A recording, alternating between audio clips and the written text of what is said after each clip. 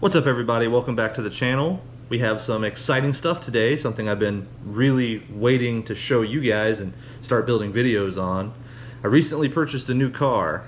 Now if you saw my last video, in that video I promised I was going to make videos every Friday from that point forward, and now you're watching this video I believe like a month later, so we're going to agree to know that maybe I bent the truth, because it's probably not even Friday when this video is coming out, but irregardless, that doesn't matter. We're back now and we have a new car.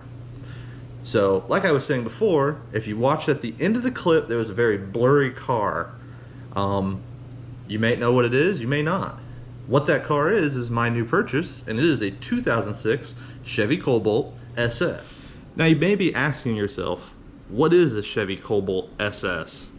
Essentially, Chevy took their Chevy Cobalts, which are just 4-cylinder gas economy cars, nothing super fancy, interior's not cheap, but it's like that middle class. You're not going to spend a lot of money on it, but you're going to get a lot of reliability out of it.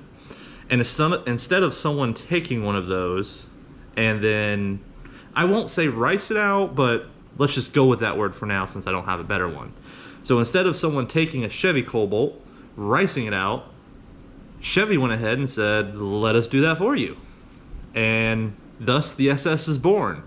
It is a 4-cylinder that they've slapped a supercharger on. In the later years they do slap a turbo on it, but mine is supercharged. You cannot buy them automatic, they only come in manual, at least my supercharged one does. They are 5 speeds, not 6 speeds. I think the newer models come with 6 speeds, the turboed ones, not 100% for sure. I don't know, I don't own one.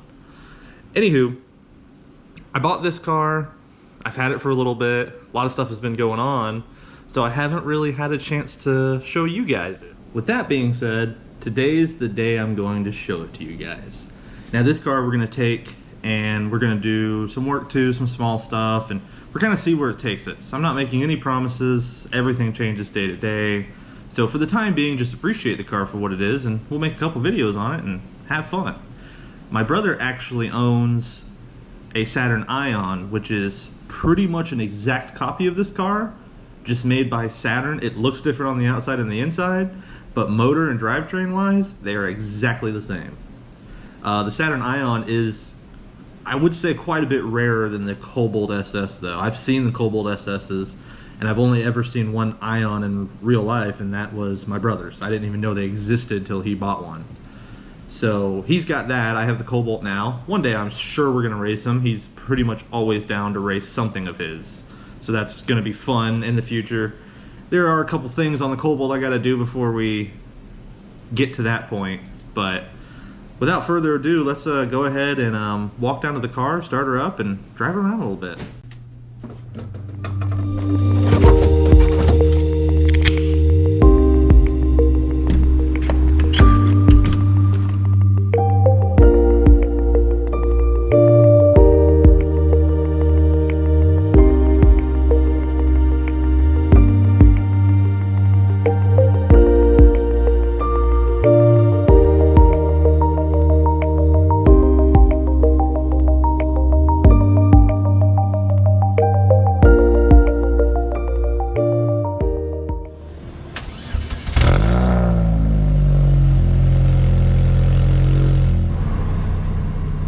Well, here it is, the old Cobalt. It's got Recaro seats in it, SS, all leather, sunroof, missing a tab here. See my camera in my face.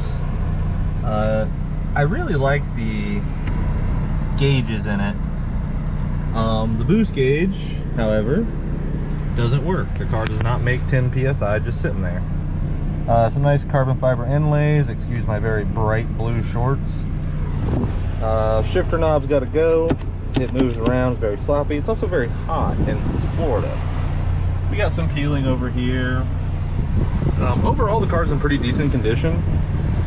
Everything looks really nice. There's a few obvious spots. This is what I'm talking about, Chevy's kind of cheap interior. It's chipping away there.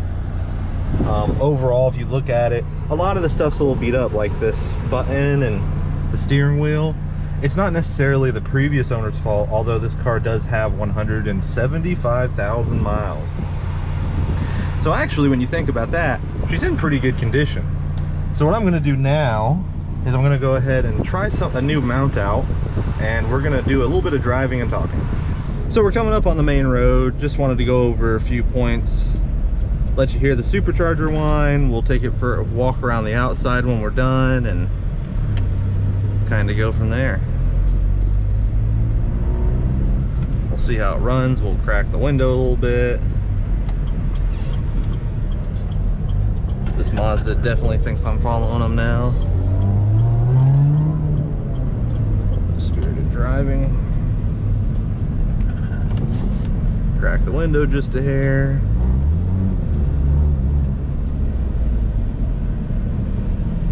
And then we'll hit it pretty good coming on this road, and we'll put it up. And not a whole lot of excitement today, but at least you get to see it. All right, Mazda's leaving. Let's see.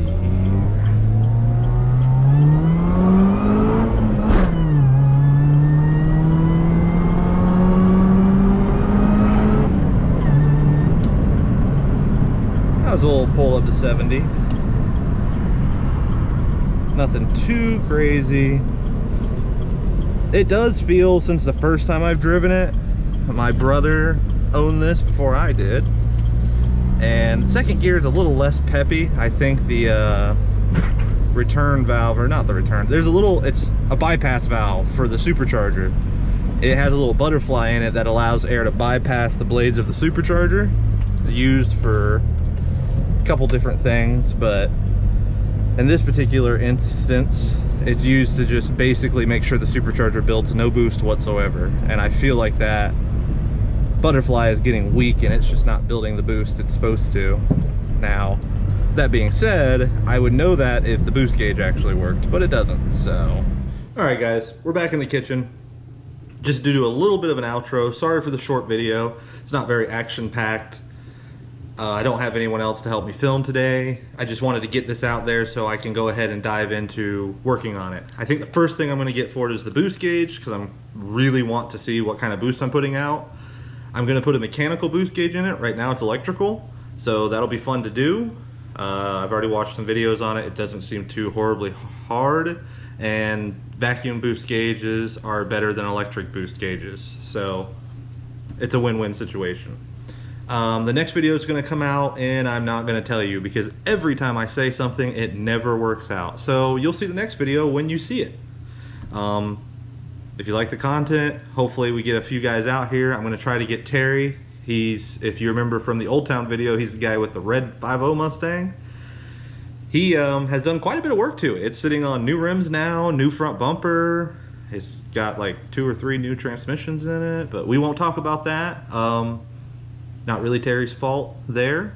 There are some problems with the manual transmissions in those Mustangs, which we learned a valuable lesson. So we'll get another update video on the Mustang here soon, and probably do some work on the Cobalt coming up. So until then, I will see you guys around. Comment down below if you want to see anything specific about the Cobalt, you got any questions, or any overall comments. I'll see you guys in the next video.